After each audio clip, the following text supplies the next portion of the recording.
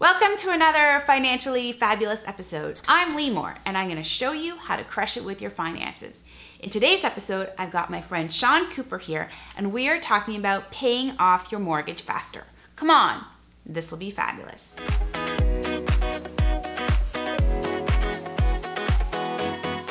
I'm super excited because I've got my friend Sean here, and he is the best-selling author of Burn Your Mortgage. Thanks so much for being here, Sean. My pleasure, Limor. So we're going to talk about paying off your mortgage faster because you did something pretty incredible. You bought your first place by the age of 27 and you paid off your entire mortgage in under 3 years. So by the time you celebrated your 30th birthday, no more mortgage, right? Exactly. I was completely mortgage free. That's a pretty incredible feat. So I'm hoping that today you can give us your top 5 tips on how to pay off your mortgage faster. Definitely, I'm happy to do that. All right.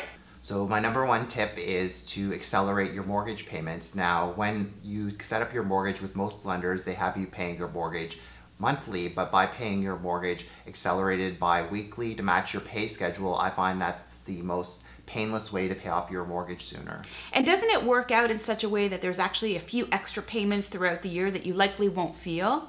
Exactly. Now you can set up your mortgage payments as bi-weekly, but I'm saying do it accelerated bi-weekly, and when you do it accelerated, you're actually paying the equivalent of 13 months of mortgage payments instead of 12 months, and that actually adds up to saving a lot of money over the life of your mortgage, and you could pay it off maybe like 3 or 4 years sooner and save yourself thousands in interest. Absolutely, because you probably won't feel that amount. It's coming out of your bank account, and then that mortgage will go away really quickly. Exactly. I love it. All right, tip number 2, I believe, is paying lump sums. Tell us a little bit about that.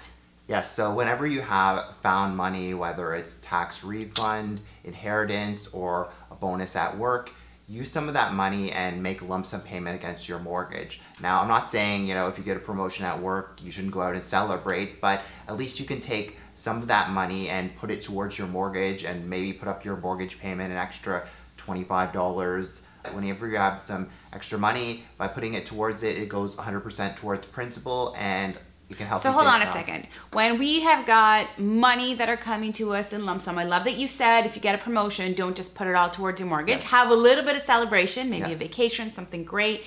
But then, as much as you can, take some of that lump sum and put it towards your mortgage. Exactly. Now, you do need to make sure that your mortgage allows you to make prepayments because not all mortgages do. A good point. But, with that, if you've got some extra money, you want to stack it away towards your mortgage because, like you said, it goes right towards your principal, right? Exactly. That's fantastic. Tip number 3. What's tip number 3?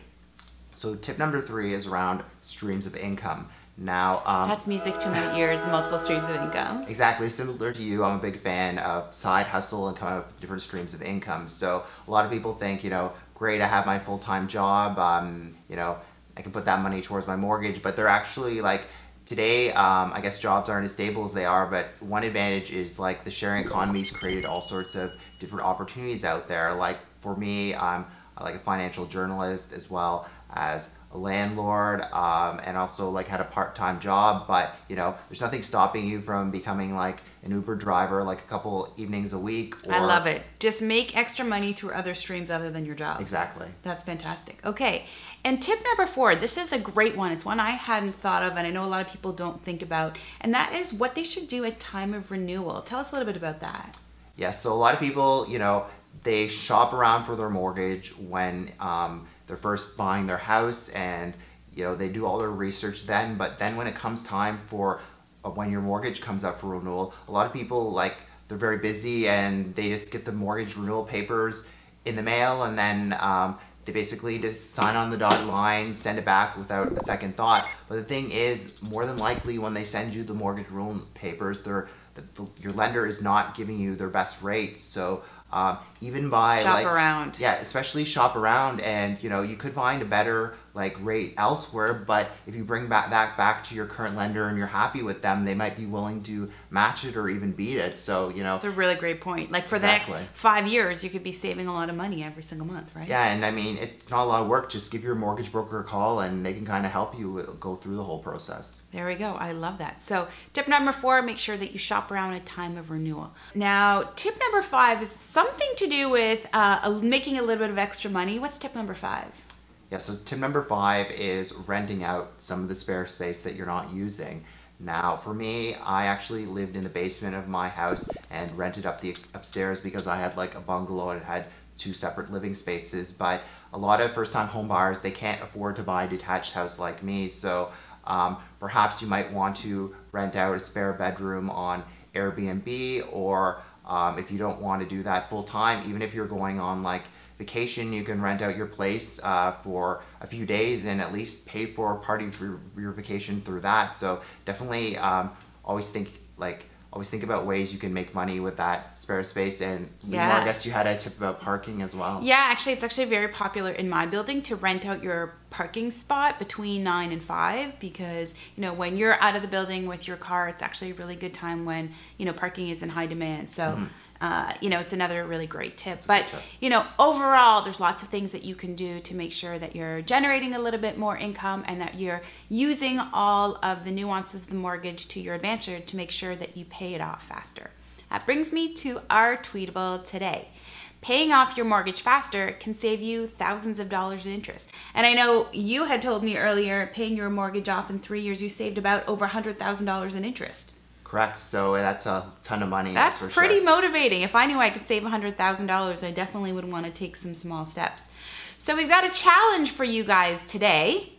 Okay, so our challenge is to brainstorm some ideas for yourself of how you can pay off your mortgage sooner. Now, I've mentioned my own tips, but perhaps come up with some of your own ways and tweet us with your ideas of how you can become mortgage-free sooner and burn your mortgage similar to myself. Absolutely. And, you know, there's so many ways that you can do it, whether it's cutting a little bit of your expenses or making a little bit more money. There's lots of ways that you can pay off that mortgage and get rid of that interest a lot faster. Exactly. Now, Sean's book, Burn Your Mortgage, is filled with all kinds of great tips, and I will link up the connection below, but you can buy it on Amazon and Chapters Indigo, and it's definitely a worthwhile read. Do you guys like this video? Did you learn something? Subscribe to my channel and to Sean's YouTube channel. I'll link it up below. They're free. And if you want even more tips and tricks to make your finances fun and exciting, come on over to limor.money. I've got lots of free resources for you to download for free. Remember, I'm not here to change who you are, and neither is Sean. We just have strategies to make you even more financially fabulous. Thank you so much for watching, and we'll catch you next time. Till then, stay fabulous. Okay, so hold on a second. Burn your mortgage. Are you actually supposed to like burn the document at the end? Did you burn your document? Yes, I literally lit it on fire. Like literally like... Yes, but don't burn my book. No, not the book.